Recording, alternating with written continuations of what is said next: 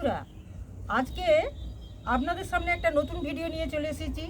তা হলো এই নীল টগর কিভাবে আপনারা সহজ সুন্দরভাবে প্রতিস্থাপন করবেন এবং গাছকে সুস্থ রেখে বাড়িয়ে তুলবেন আর সুন্দরভাবে বেশি ফুল পাবেন তার ভিডিও নিয়ে।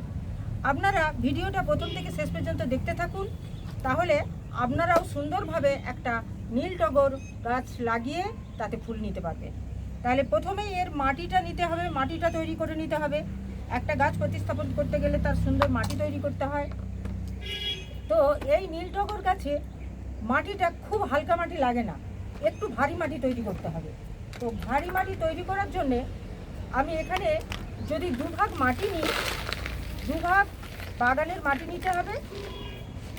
বাগানের মাটি যদি দুভাগ নেওয়া হয় তাহলে এক ভাগ আপনাকে নদীর সাদা বালি নিতে হবে, মিহি বালি যেটা, সেই নদীর বালিটা নিতে হবে।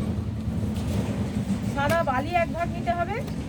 আর এই বালি যদি আপনাদের সামনে না থাকে তাহলে আপনারা কোকোপিট দিতে পারেন। কোকোপিট দিয়ে এর মাটিটা একটু হালকা করতে হবে, একেবারে যে ভারী মাটি তা নয়, জল নিকাশিটা আবার যেন ঠিকঠাক হয় সেটা দেখতে হবে। তাই দুভাগ মাটি, এক ভাগ বালি, আর এক ভাগ নিতে হবে আপনাকে পুরানো 1 বছরের গোবর সার অথবা বেশ পুরানো ভার্মি কম্পোস্ট, উৎকৃষ্ট মানের একটু ভার্মি কম্পোস্ট। আমি এখানে পুরানো গোবর সার নিলাম 1 ভাগ। তাহলে 2 ভাগ মাটি, 1 ভাগ বালি আর 1 ভাগ গোবর সার। এখন এই দিয়েই প্রতিস্থাপন এটা করা যায়, কিন্তু যেহেতু এটা পার্মানেন্ট গাছ, স্থায়ী গাছ, তাই এখানে আমি বেশ কিছুদিন আগেকার ডিকম্পোস্ট করা হাড় গুঁড়ো, শিংকুচি, সামান্য সর্ষের খোল, নিম খোল আর বাদাম খোল, এই দিয়েই একটা ডিকম্পোস্ট করা বহু পুরানো আমার সারটা ছিল, তাই এখানে আমি 1 মুঠো দিলাম। এটা 1 মুঠো দিয়ে দিলাম। এই দিয়ে এটা এখন প্রতিস্থাপন করব। যদি এই ডিকম্পোস্ট করা সার আপনাদের কাছে না থাকে তাহলে শিংকুচি, হাড় গুঁড়ো, বাদাম খোল, নিম খোল 1 চামচ করে এই প্রথমে 6 ইঞ্চির টবে, এই যে একটা ছোট গাছ, এটা এই 6 ইঞ্চি টব হলেই যথেষ্ট।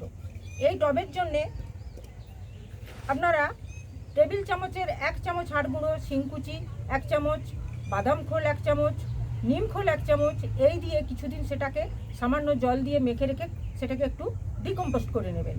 তারপর সেটা এতে মেশাবেন। কিন্তু যদি ডিকম্পোস্ট করা সার থাকে আপনার, তাহলে এটা মিশিয়ে দেবেন, আর কিছু আপাতত দিতে হবে না। আর যেহেতু গাছটা স্থায়ী গাছ, তাই একটু এতে ফ্যাঙ্গিসাইড দিয়ে দিতে হবে, কেননা যে কোনো টবের গাছ ফ্যাঙ্গাস লাগতেই পারে। সামান্য একটু ফ্যাঙ্গিসাইড, যে কোনো ফ্যাঙ্গিসাইড দেবেন, নাহলে যদি জৈব ফ্যাঙ্গিসাইড আপনাদের কাছে থাকে, ট্রাইকোডার্মা ভিরিডি, তাহলে সেটাও আপনারা 1 চামচ এতে দিতে পারেন। তো এই হয়ে গেল মাটিটা। এবার আপনারা এই ছোট চারা হলে ছোট টবেই বসাবার ব্যবস্থা করবেন।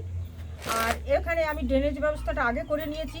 একটা সুন্দর ড্রেনেজ ব্যবস্থা করতে হবে, কেননা যেহেতু এটা স্থায়ী গাছ।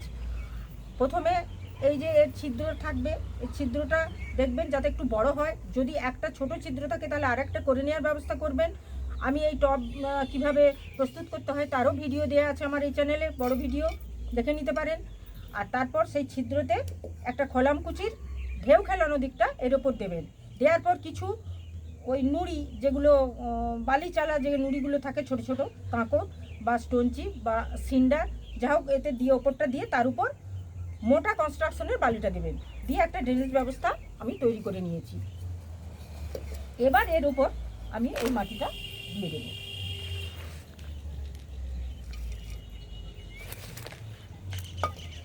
কিছুটা দেব।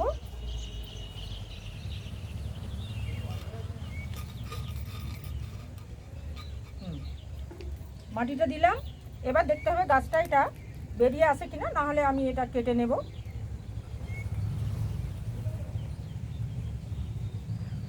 না, এটা কেটে নেওয়াই ভালো।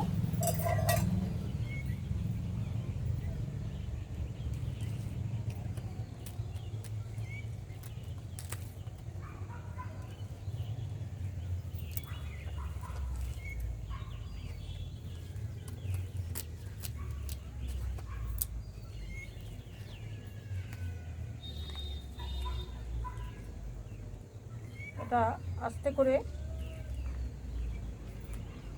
বের করে নিতে হবে, আর একটু কাটতে হবে।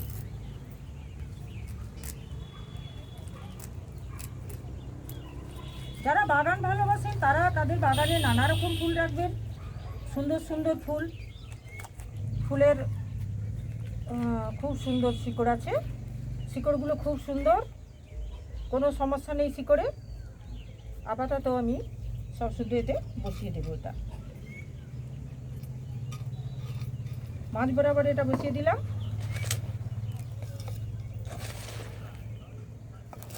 এবার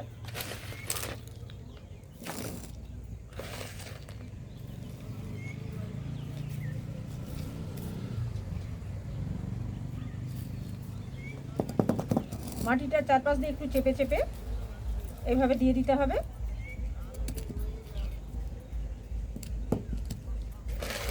দেওয়ার পর এটায় ভরপুর জল দিয়ে দিতে হবে।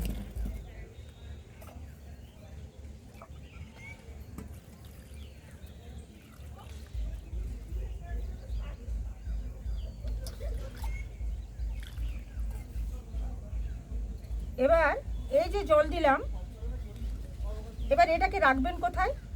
এটাকে আপাতত 2-3 দিন একটু ছায়া জায়গাতে রাখতে হবে।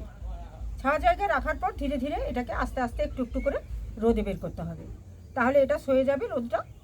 এবার খাবারটা, এর পরবর্তী খাবার এই যে জৈব সার দিয়ে বসানো হলো একটু, এরপরে আপনি এরকম গাছ বসালে এতে তরল খাবার দিতে শুরু করবেন। সর্ষের খোল ভেজানো জলটা খুব পাতলা করে এতে দেবেন, আর ভার্মি কম্পোস্ট ভিজিয়ে রেখে সেটাও 4-5 দিন ভিজিয়ে রেখে তারপর থেকে জলটা একটু একটু করে এদের দিতে শুরু করতে হবে। এবার গাছটা যখন একটু সয়ে যাবে, বড় হবে, তারপর ওই যে আপনি ডিকম্পোস্ট করে যদি রাখেন আপনার জৈব সার, সেই সারটা 1 টেবিল চামচ করে এর চারপাশে গোড়াটা খুঁড়ে একটু করে দিতে থাকবেন। তো এইভাবে আপনাদেরকে এইভাবে গাছটার খাবার দিতে হবে। আর এটাকে অতিরিক্ত গরমের সময়, যে কোনো ছোটো গাছ অতিরিক্ত গরমের সময় সরিয়ে রাখতেই হয় ছাওয়া জায়গায়, শেডের মধ্যে। তো সেইভাবেই আপনারা গরমের সময়টা গাছটাকে রক্ষা করবেন। আর খুব বর্ষার সময় যাতে এই টবের মধ্যে জল না জমে যায় সেটা আপনাদেরকে খুব লক্ষ্য রাখতে হবে। জল জমে গেলে, যে কোনো টবের গাছে জল জমলে শিকড়ের সমস্যা হয়, তারপর তাতে গাছ মারা যায়। তো এইভাবে আপনারা বর্ষার সময় গাছটাকে রক্ষা করবেন, তাহলেই এই গাছ 12 মাসই ফুল দেবে। 12 মাস এই টগর গাছ ফুল দেবে, গাছ সুস্থ থাকবে। আর পোকামাকড়ের জন্যে একটু সামান্য যদি নিম অয়েল থাকে, আপনারা নিম অয়েল স্প্রে করতে পারেন। 1 লিটার জলে 1 ml দিয়ে নিম অয়েল আপনারা 10-15 দিন ছাড়া এটাতে স্প্রে করতে পারবেন।